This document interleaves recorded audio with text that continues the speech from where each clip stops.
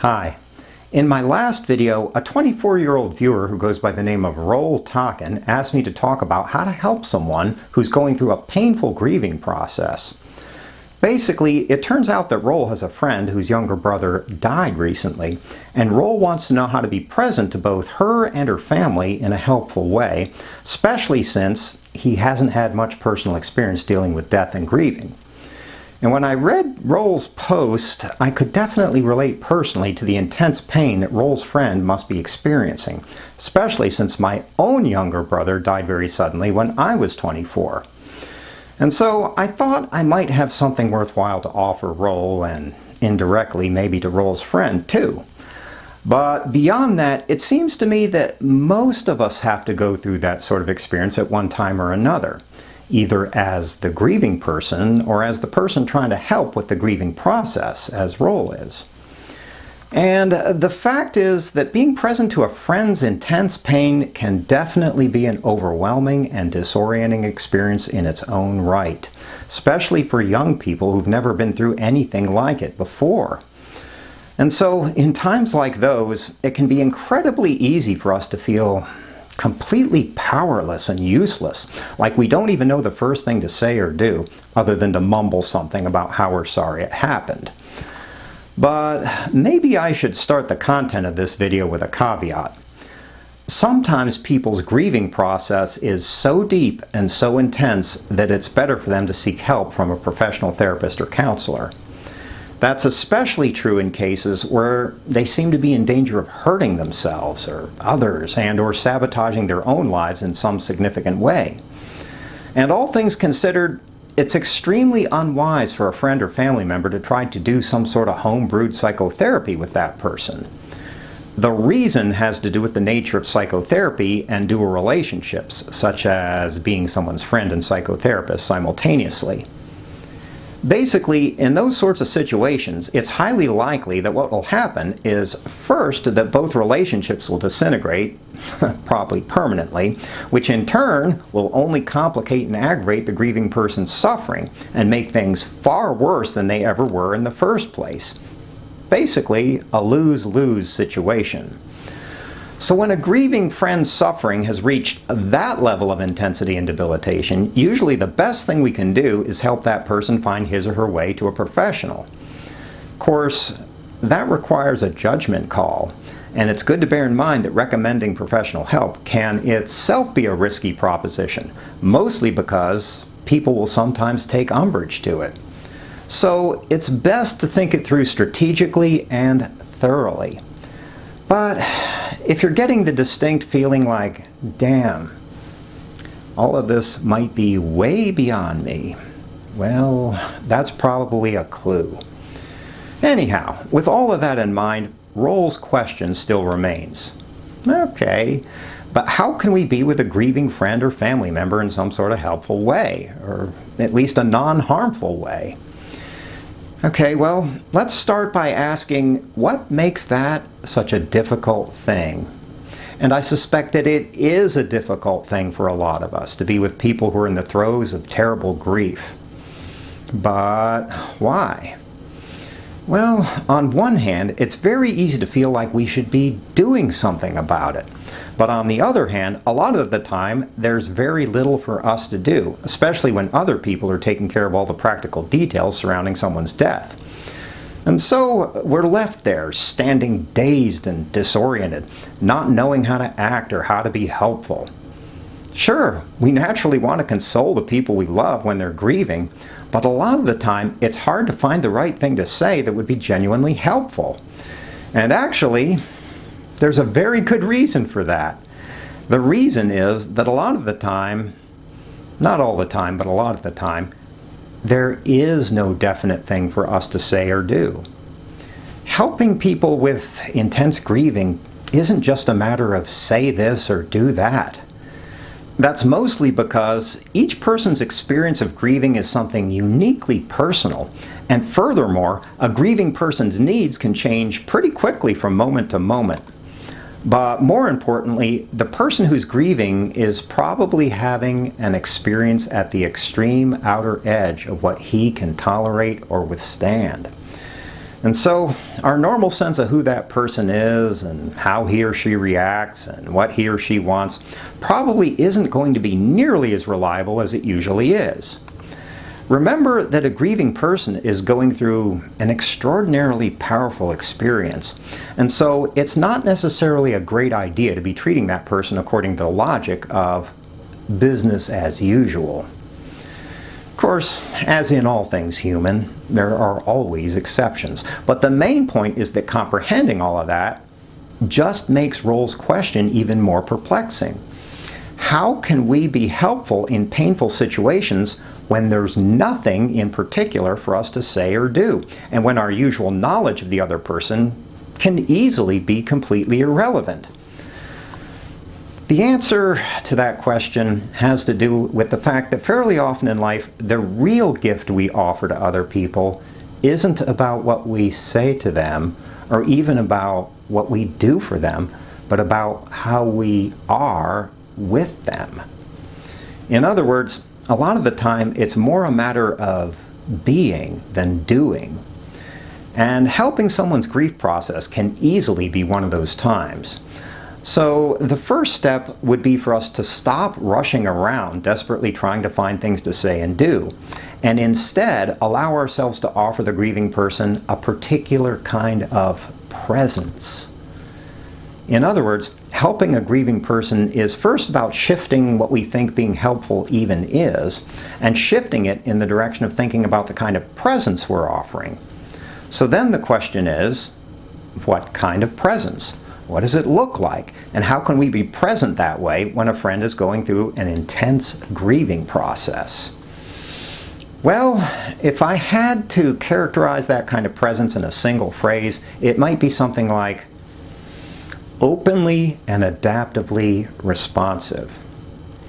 Open means that we're ready to take in and perceive what the grieving person is going through, even if we can't understand it completely. Adaptive means that we're willing to adjust ourselves to changes in the grieving person's moods and needs. And responsive means that we're willing to put our own habits and desires on the back burner for a while so that we can meet a grieving person's needs first and our own second. But what I'm really trying to describe is how to be a genuine companion to a grieving person. A companion, as opposed to being, say, an expert dispensing advice, or a mechanic trying to fix the situation, or some sort of debater formulating logical arguments. Of course, none of those things is prohibited in principle, but in my estimation, they're genuinely helpful only insofar as they foster a sense of real companionship, because that's the most helpful thing of all in a grieving process. However, another way of thinking about companionship comes to us from the famous humanistic psychologist Carl Rogers. In his view, and in my own too, genuine companionship is first about understanding the other person, which certainly sounds simple enough, but actually it's a lot trickier than it seems at first. As I've explained in some of my more recent videos, the reason is that most of the time we don't actually understand each other. Instead, what we're usually doing is judging each other, usually in fairly subtle ways, and then mistaking our judgments for actual understanding. But what we typically aren't doing is earnestly trying to see the world from someone else's point of view, rather than from the safe spectating distance of our own values and judgments. But the problem is that judging a grieving person from afar isn't particularly helpful. That's because what makes intense grief even harder to bear is the sensation that we're all alone in it, that no one is really willing to walk beside us or really understanding what we're going through. Basically, the sensation that everyone is just spectating our pain from a distance rather than traveling together with us as we move through it. In other words, helpful companionship isn't so much about offering our own point of view on things, but about first seeing things from the other's perspective, no matter how irrational or emotionally fraught it may seem, and then letting that person know how we're understanding their experience. Of course, there are inevitably times when we fail at that, But ultimately, failure is less important than caring enough to try. That's because the pain of grieving is bad enough when it seems like no one understands us, but it's even worse when it seems like no one cares enough even to make the effort.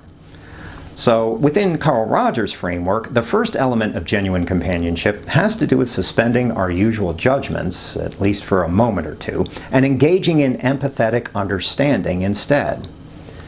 However, it's also important to be honest and straightforward in times like those. It doesn't do much actual good to pretend to be empathetic and understanding when we're actually miles away from it. The reason is that people, even grieving people who are in a lot of pain, can usually sense falseness, at least at an unconscious level, which of course makes things even worse by increasing the sense of distance and alienation in the grieving process. Think about it. Who wants to be surrounded by fakers and pretenders when what we're going through is already way too real?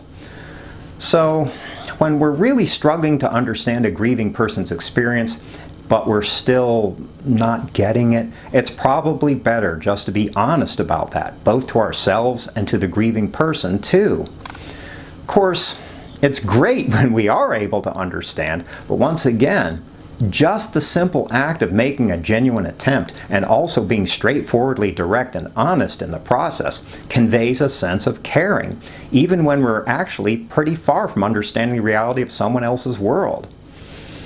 And finally, Carl Rogers also stresses the importance of accepting the other person and what he or she is going through as fully as we possibly can.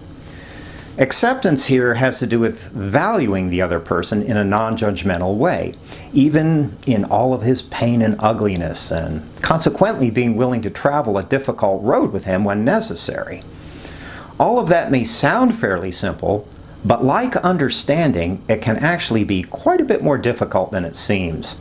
The reason is that most of us have a fairly primitive and automatic withdrawal response to other people's suffering.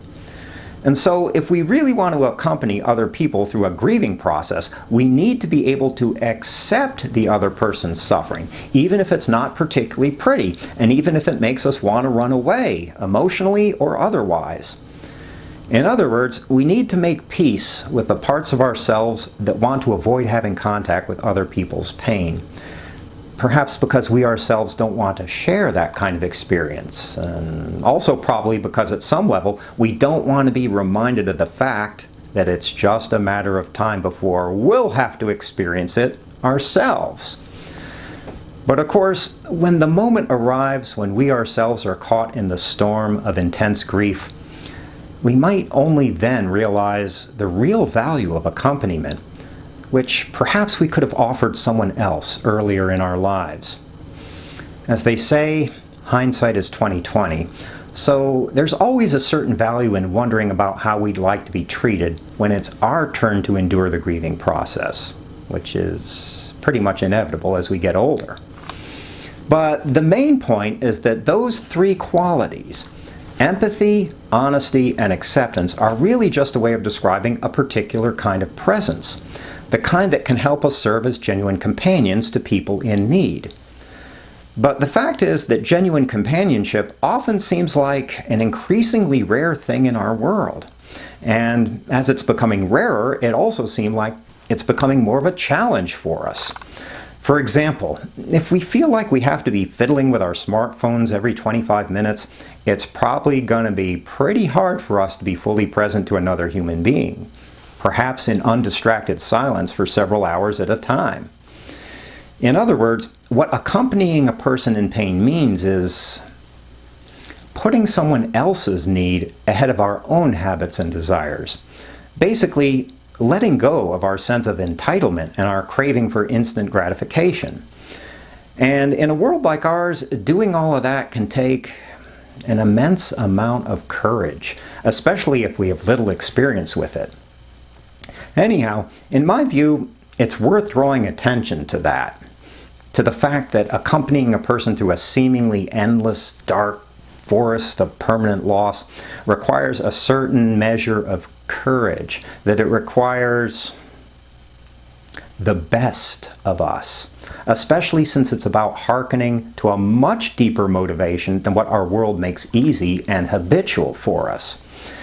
And that deeper motivation has to do with the intrinsic satisfaction of giving what we have to give to our fellow travelers in this life, even when they're bruised and bloodied to the bone, even when it's not easy.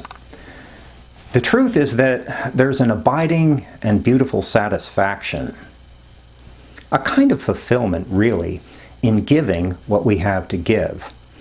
And in a somewhat paradoxical way, it's a tremendous gift to us when we receive the opportunity to give to someone else in need. Let me just say that again, since it might be a little bit counterintuitive. It's actually a tremendous gift to receive the opportunity to give to someone else.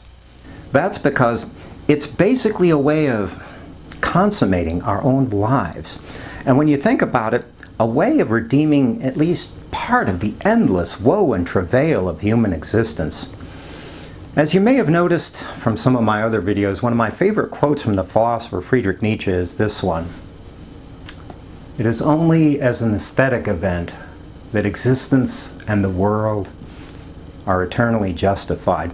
And I would say that the kind of deep companionship I'm trying to describe and evoke in this video is exactly that kind of aesthetic event. Exactly the kind that can begin to justify all of the weight and sorrow of our human lot, and even the world. Something immeasurably beautiful and rare, those moments, or perhaps days of companionship, that shine like radiant stars in the endless night of this world. And so I say to you, Roll Talkin', wherever you may be in this world, I suspect that the difficult experience you're sharing with your grieving friend might involve discovering the kind of discernment and courage within yourself that would allow you to give a priceless gift to someone who's learning a hard and indelible lesson in what forever really means. Maybe I should tell you that today's actually the anniversary of my brother's death. So it's a little timely to be making this video. I feel a little raw too. Anyhow, Roll, I'd encourage you to rise to that challenge as best you can, if that's what your friend really needs and or wants. No, you probably won't do it perfectly, but as I've hopefully made clear in this video, what really matters, what really helps dissolve the sense of alienation that can make grieving much harder than it needs to be, is the presence of someone who at least cares enough to try to understand. Anyhow, in my own view, perfection is usually vastly overrated in this life, so don't worry too much about it. But in any case, good luck both to you and to your friend in living through something that can only be a very difficult and painful experience. Good luck to both of you. I hope that healing comes soon. And to everyone else, well, as always, thanks so much for listening. And as always, take care of your soul.